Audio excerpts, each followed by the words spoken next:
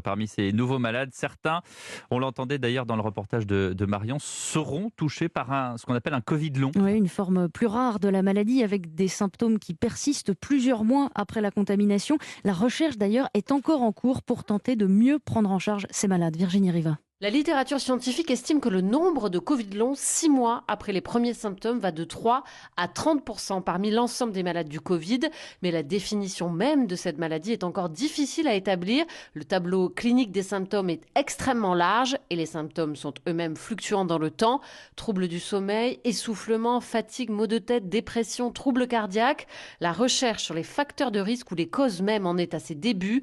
4 hypothèses de déclenchement d'un Covid long sont aujourd'hui privilégiées, comme l'explique Olivier Robineau, spécialiste des maladies infectieuses au centre hospitalier de Tourcoing. La première, c'est en fait la persistance d'une réaction inflammatoire au niveau de certains organes. La deuxième, c'est la persistance du virus, dont on parle beaucoup. Pour l'instant, il n'y a pas encore d'argument suffisant pour imaginer que le virus persiste. Après, il y a une autre possibilité, c'est la dimension, on va dire, psychologique. Et il y a enfin un dernier groupe. Quand on a eu des symptômes à un moment donné, plus ils ont duré longtemps, plus on a du mal à s'en débarrasser. Des enquêtes en population générale, incluant jusqu'à 30 000 personnes, sont en cours. L'idée, c'est en tout cas de pouvoir soigner tous ces patients en ville avec des kinés, psychologues, cardiologues référents autour du médecin traitant. Les explications de Virginie Riva pour Europe 1.